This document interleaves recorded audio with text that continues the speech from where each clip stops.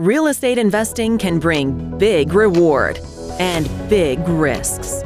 So know your risks. Welcome to the Real Estate Risk Report, the show for real-world insight on real estate investment risk. Now, here's your host, Lance Pederson. Thank you for joining us. This is the Real Estate Risk Report. I'm your host, Lance Pederson. So today our guest is Abel Pacheco with 5 Talents Commercial Real Estate. Abel's sort of headquartered down in the San Antonio, Texas area. Great place to be. It's a booming sort of part of the country these days. So thanks for joining us, Abel. Hey, thank you very much, Lance. I appreciate it, and humbled and appreciative you'd have me on your show. And I know how much time, effort, and energy it goes into making all this content and helping others. And so I appreciate it and excited to be a part of your platform and your network. Yeah, happy to have you. So, we'll have Abel sort of share his story here, but I think, as many of you know, of course, we're sort of trying to help those who are intrigued by the space kind of make, cross that chasm, get more comfortable with, how can you get involved, and mainly, investing in a passive capacity for those of you who are, high net worth accredited investors. So I think Abel's got a great story, is professional, had a day job, sort of made this transition, right? And started out, in a passive capacity. So I think, he's been in those shoes and had to kind of make that march. So I think today we'll sort of, drill into that and really, look at, how does one kind of make that, navigate that whole process. So why don't you give us a little backstory on, kind of where you came from and how you got, interested in investing in real estate and really what led to then ultimately you deciding to, kind of, launch 5 Talents and kind of formalize it. Absolutely. Thanks, Lance. So again, my name is Abel Pacheco. I'm the president and principal of 5 Talents Commercial Real Estate. And about me, I'm a Texas guy. Been in Texas all my life. I grew up in Corpus Christi, Texas. So I kind of grew up near the beach. And once I graduated from high school, I went to San Antonio, Texas, and graduated from the University of Texas, San Antonio. So here in San Antonio, we're part of the Alamo City. And so that's pretty much half of my life near the beach and half of my time here in San Antonio. I was lucky enough to meet my wife along the way at Cutco. We sold Cutco knives. Yeah. If any of the listeners ever heard of that. Have you heard of Cutco, Lance? Heck yeah. John Rulin? Oh yeah. The giftology. Yeah. He's my boy. Yeah. I love John Rulin. Oh, really? Yeah. Oh, that's awesome. He's the king of Cutco. Have you? Oh, he's the man. Absolutely. Have you heard of Hal Elrod also? The Miracle Morning? Oh yeah, that's right. Yep. Yeah, he's a Cutco guy too, huh? He's a Cutco guy too. Yeah. So I was lucky enough to lead an office during college, and I opened up my own office in Corpus Christi. And so anyways, kind of did the dance back and forth. But as I was transitioning out and trying to finish my degree, I met my wife there. She was a sales rep, and it was in another person's office. So anyways, I met my wife there at Cutco, and I sold Cutco knives for like 6 years. It was really, really what paid my way through college. And anyways, now we have two beautiful children. I have a 3-year-old and a 1-year-old. And I've, been investing along with my wife as my main partner since 2008. Mm-hmm. So we bought our first single family house, and I was making good money. I was in the tech world. So for the passive investors, hopefully you relate to the professional career. Every year I was trying to make more and more money. And, when I was making 60K, I said, if I could just make 100K a year, that'll be enough. And then once you get to 100, I was like, if I could just make 150, and then if I could just get to 200, and it never ends up being quite enough for some of the goals and dreams and aspirations, et cetera, et cetera. But I realized through the way, and my wife was in tech also. We worked at the same company, at a company called Rackspace.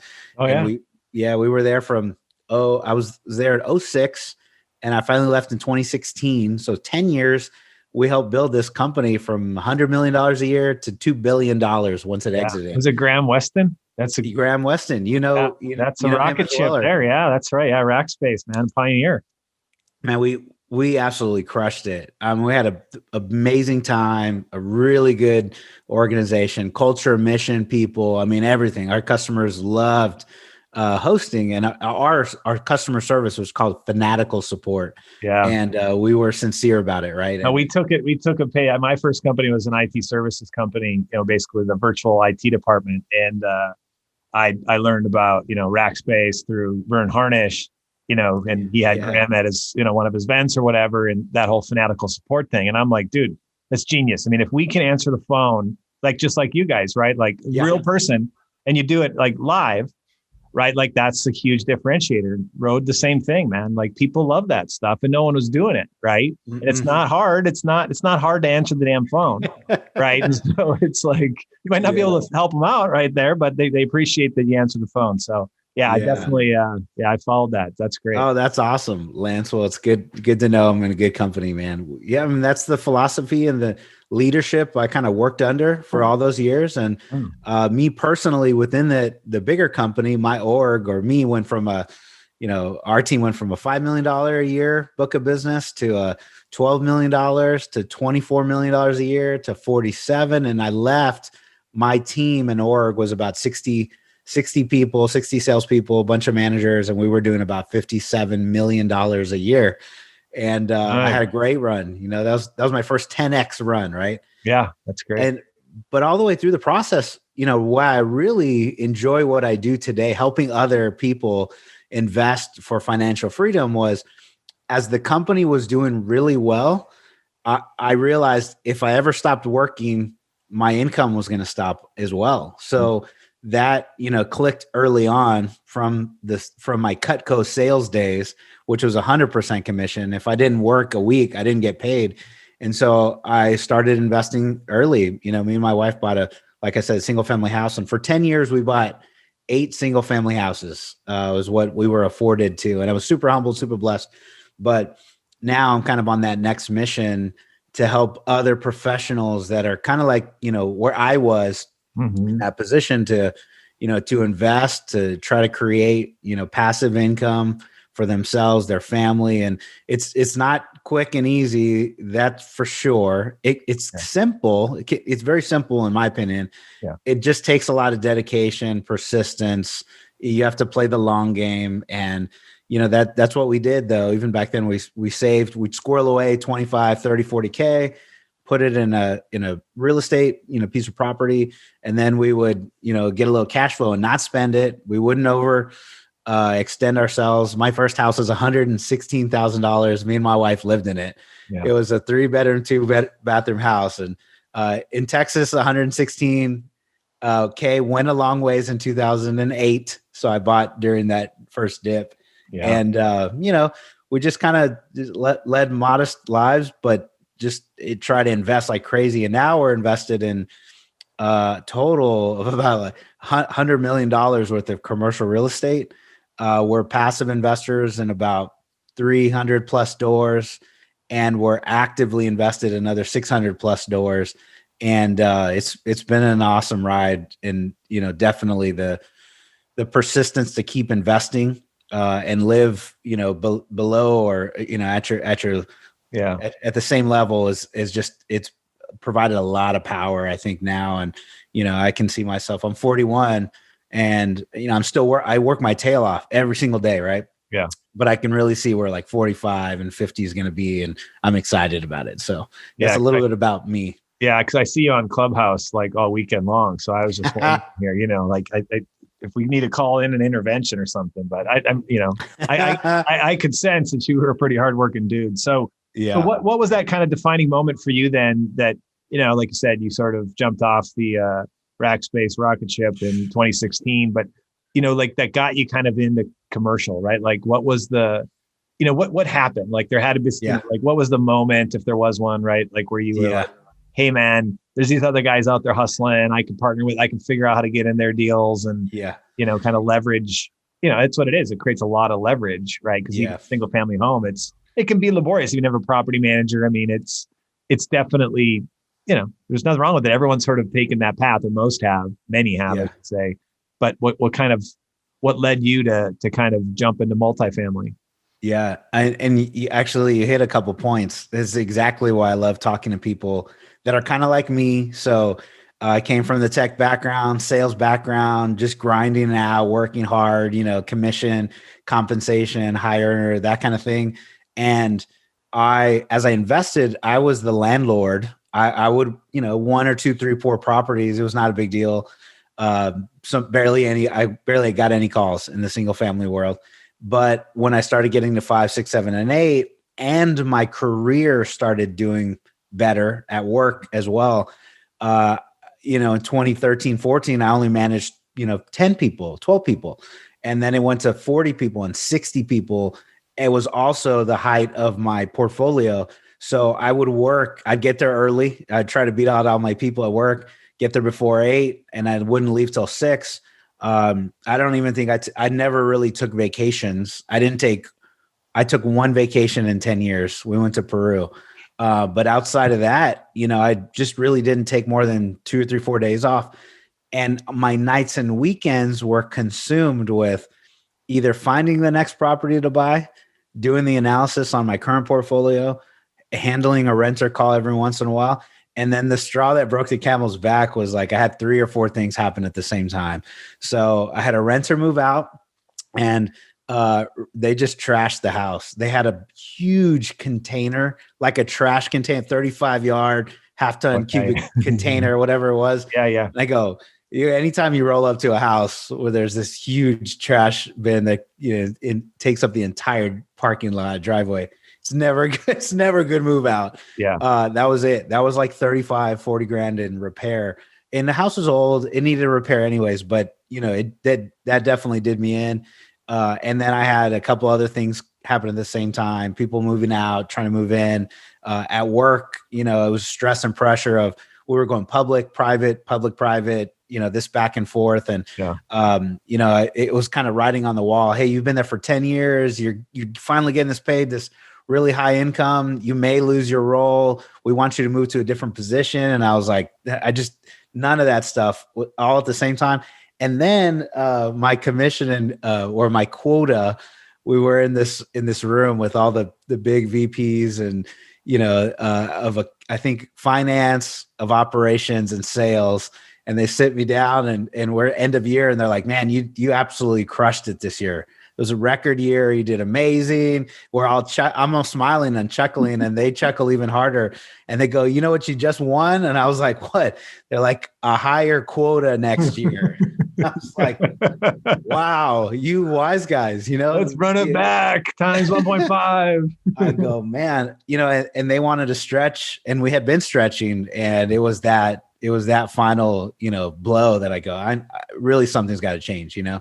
So I had a friend, and buddy that actually I worked with in Rackspace in the tech world. He exited 4 or 5 years earlier, and he was a sales guy, and I was like a sales manager and sales director, and several steps ahead of him. But when I met with him and I go, hey, how's everything in real estate going? He's like, I'm doing great. I'm buying my 3rd apartment complex, and I'm really nailing it on multiple ends. And I go, your 3rd apartment complex? What in the world? So he just laid it all out to me. And that was kind of the first time that I realized, oh, I can use my 401k, move it into a self-directed IRA and start investing passively. And I looked at my 401k at that time. It was not doubling unless I fed it. Yeah. And, that's right. He was showing me, the returns. Like, you can put your money in, it'll double in about 5, 6 years. And this is the route to go. And I was all in. So I have a lot more, but let me pause here. Yeah, no, that's great. I mean, and that's just it. Like you said, it's looking at it like, man, like you said, it's just a little bit more, but it just becomes this treadmill. And at some point, right. And I think, it's realizing that, well, heck, if I can kind of get in and the leverage of finding these things, like you said, put your retirement to work, and then, I mean, I think for you too, and I'm assuming that maybe you can speak to this, right? But when did you sort of qualify for the IRS as sort of real estate professional designation? At what point did that happen? Because that gives you, for those that don't know, right, like the ability then to invest in these things and have this depreciation pass back and be able to offset, maybe some other W-2 income streams, or did you run that playbook too? Or here's what I always tell my investors, and I'm asking questions like the first call we're on. Are you a real estate professional? Yes or no? And that real estate professional is it's a superpower status, as you talked about, from writing off a lot of extra losses that we would get to capitalize and basically reduce your W-2 withholdings. But I did not qualify because I was working full time. Who qualified in the house was my wife. And that's the next question. When people tell me, no, I'm the breadwinner, I'm the bread earner, I'm the main, I'm like, okay, is your significant other at home? Yes. And at the moment they say that, I go, well, she needs to pick up a role and a job, and she needs to go do some material participation in real estate, go make some offers, go do some deals, go do something, because if they're investing in multifamily syndication, they get to take massive losses. So my wife, basically, we didn't have kids then, so it's probably why I was grinding so hard. Yeah. But now we have a 3-year-old and a 1-year-old. And so the moment she was pregnant, we decided for her not to go back to work. She became our COO for our portfolio company and took the active management status. So she was the real estate professional in the household. Mm-hmm. I was still grinding away up until 2020 was my first full-time commercial real estate year. So we basically invested our cash, not the IRA stuff, because it's already in a tax sheltered environment. Yeah. So for those listening, hey, if my IRA is in there, it's already tax sheltered. You don't have to pay capital gains when the deal exits, which is cool. But for the cash investors, I put in $100K, 2 deals, $50K a pop cash. And I had, I don't know what my exact withholdings were at work, but I was paying like 40, 50K in taxes. We were able to, on those 2 deals, they did a cost segregation study, which provided the ability for the IRS to write off and do accelerated depreciation. So it equated to like a $65,000 or $69,000 tax loss, which then reduced all of my withholdings from my W-2 tech job. And because we were filing jointly, so my wife took it, she had the loss, we together. And then, I'm looking at a $30K like refund check, back in my hands, which allowed me to go invest again sooner. So for anybody listening, I mean, I absolutely help, as many people as I can through that process. Yeah, that's great. Cool. So like for you then, as you've, like you said, you're making this transition for you, like spending, kind of full time, like, you get to put that grinder mentality into this. So, when you're out there now looking for deals, obviously you're a huge fan of multifamily, right? Mm-hmm. That's kind of your thing, but are there specific markets right now that you really are hot on and more bullish on? I mean, obviously in your backyard is, there's plenty there for you, but does it extend beyond that, or? Yeah, for the most part, the deals that I actually operate, so the ones that we're making a decision on, they're local. We try to stay in Texas for the most part. I have one deal, but that's outside of Texas in New Mexico. But my partners they're the boots on the ground. They're local, so that's big for me, is to have the ability to either drive to every property. Right now, all of my San Antonio, which is what I started at first, I live here. I invested here for 10 years. So it's easier for me to pull the trigger on something that I could go drive by. And, still today, we can go drive by, 400 or 500 doors in about 45-minute drive any direction, right? In San Antonio. But we did invest in McAllen, Tertiary, South Texas market. And we did invest in Greenville, Texas, which is about northeast of DFW, about 45 minutes. And so those markets, I love the Texas market for all the reasons. The market mechanics for passive investors to really look out for, you're looking for population growth, which really is drawn by jobs. So the more corporations, the more jobs, the more growth in that economy, kind of the local economy, the sub-market and market, draws more population growth, and Texas has a good, quality of living for the expense. Yeah. we can buy a lot of house for a very good price or value compared to some of the urban core markets, New York or Chicago or LA or, those places. But that works really well. And then for the most part, we're sunny. It's a little hot during the summer, but it draws a nice weather for the most part. And then also, we have a lot of growing tech. So me being from Rackspace, we grew from 500 employees to about 5,000, 6,000 before I left. Mm-hmm. So all of those employees, when they came, they also started doing very well and started doing other tech. So in San Antonio specifically, we've got a growing tech and startup base.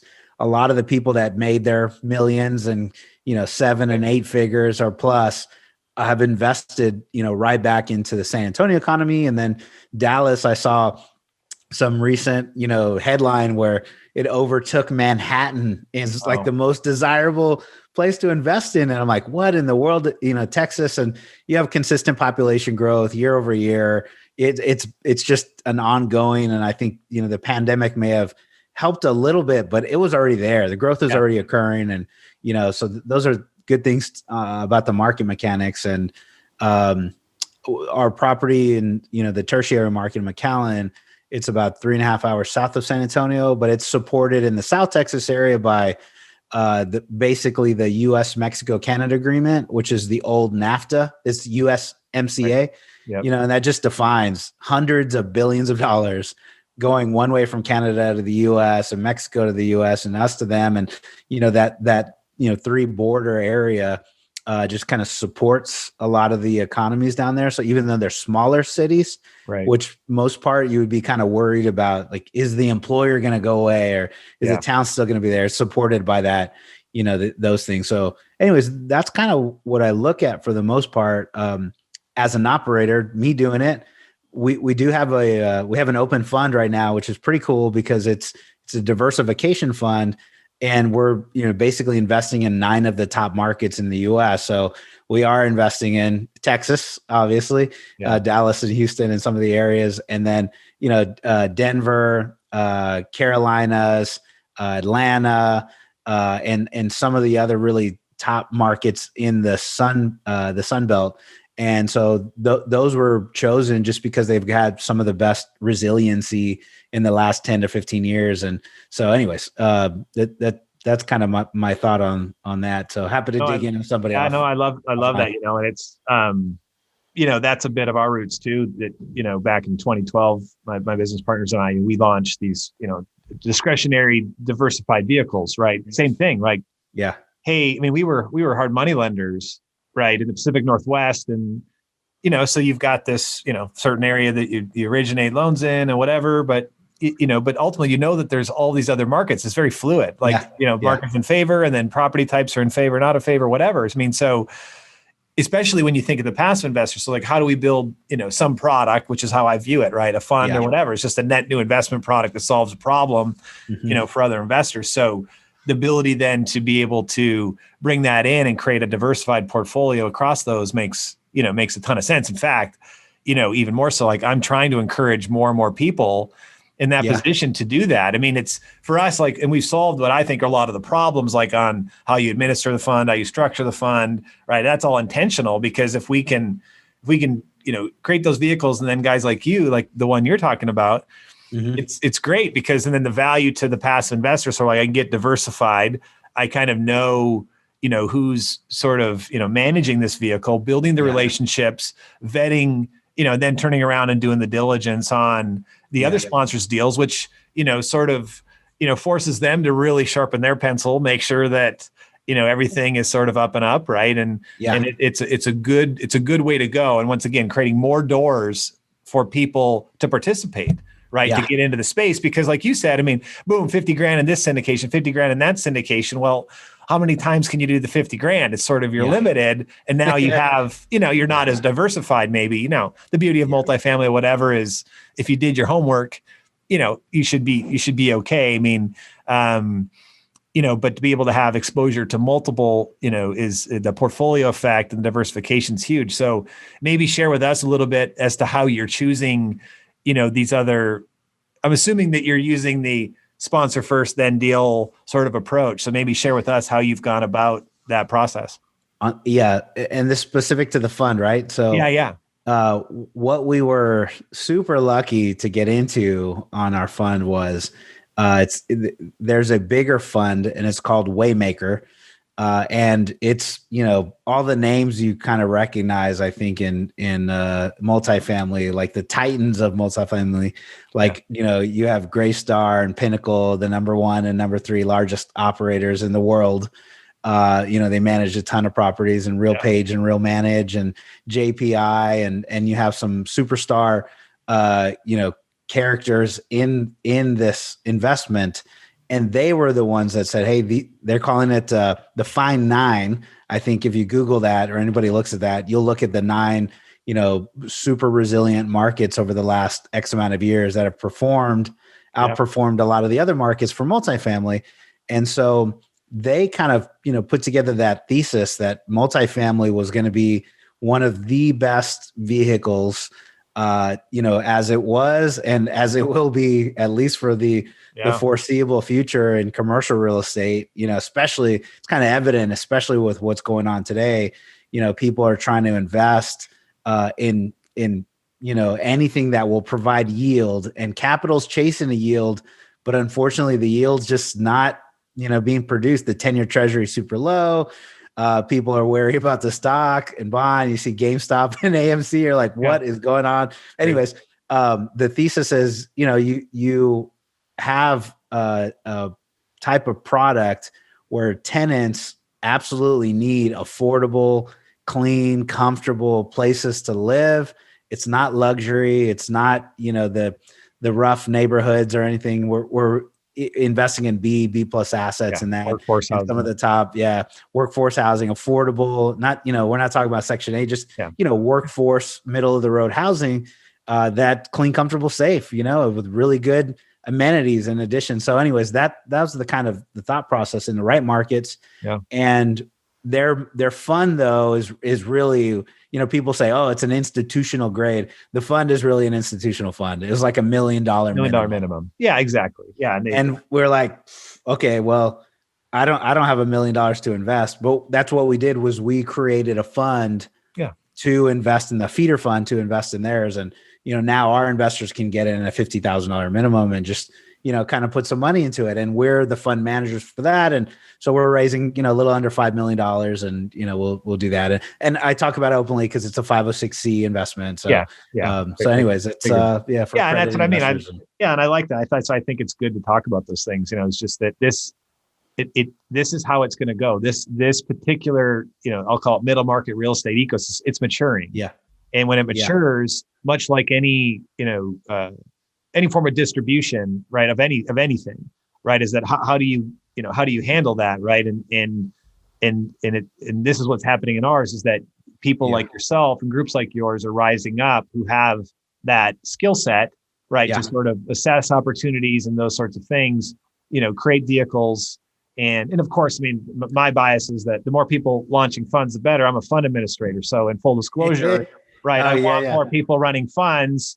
But also because I do believe that that's how you create access. That's how you get into it, because it does make sense. I mean, like if down there, they got $1 million minimum for a reason. It's just, they can't manage and maintain thousands of relationships. Not to mention that you do have other limitations, right? If they exceed 2,000 investors, they have to register securities. Yeah. And so there's a bunch of reasons that kind of create that, but it's just looking out that this is what you're just seeing more and more and more of, is those who are educating, building relationships with I'll call them retail investors, or those who are passive. Yep. Mm-hmm.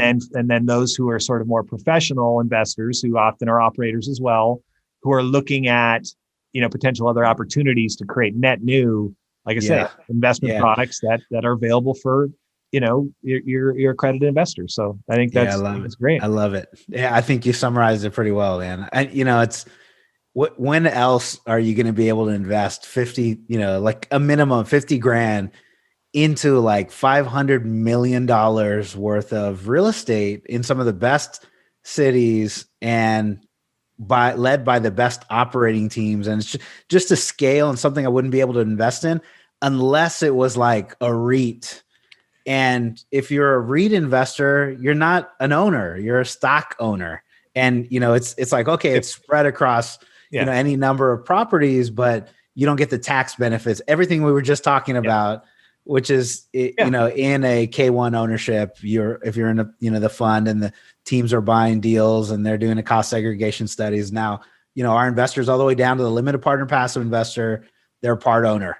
And that's it's super cool. Yeah, it is, and I agree. And I think that is sort of that problem for us, like in our progression, in our operating company and on the Verivest side, administering these vehicles, right? It's just that, that is where the value comes, is that partnership accounting is super complex. So to get the benefit, that pass through stuff is way more moving parts. Yeah. Right. And for us, like in the weeds, like that was a problem we had to solve, was just, how can we manage the fact that there's there's a human who formed a trust, the trust invested into some partnership, that invests in another partnership, that invests in another partnership, that, like, I know it sounds crazy, but that's how these things string together. Yep. And the org charts, as being like, you see it, like there's entities everywhere. Right. Yeah. So, but solving those problems so that they're more or less invisible to the consumer, right? Which is, it's just how everything works. Make it simple for me. Put in $100K. You're going to double my money in X amount of time. Okay, let's go. Yeah. Well, and once again, and it's backed by high quality real estate, right? Like, hey, and especially now in this post-COVID world we live in, I mean, are we going to get doubles? I don't know. Right. But that's just it. Like whether we do or we don't, the point is that if it's good real estate over time is going to appreciate no matter what market you're in, right? There's only so much dirt, those fundamentals are there. I mean, that's what I mean. When like you said, it's a simple business. I mean, the rule number one is don't overpay for property. Like you can't you make your money on the buy, low basis, right? Absolutely. And then just make sure that you don't fall asleep at the switch and that someone's making sure that the property's taken care of in those things. Yeah. And, it still has, so many benefits to it. So that's why you hear it's just the love fest of multifamily or commercial real estate. And but here we go. There's, that's why. So cool. Yeah. Well, I know you got a bump here, but why don't you tell us where can they find you? I know you're a busy guy. I know I can find you on Clubhouse at random times. Man, that's so cool. We met on Clubhouse. That's awesome. So if anybody's not on Clubhouse, just let me know. Reach out to me. We'll see if we can get an invite. It's so fun. Meeting and networking people. I have a good time. And as you can tell, like you said, I'm grinding, as hard as I can, basically all hours a day and night. But anyways, go ahead. Yeah, that's good. So where can they find you? I know you got a podcast, and your website and all that stuff. Lance, thank you for reminding me. Sometimes I forget about this stuff.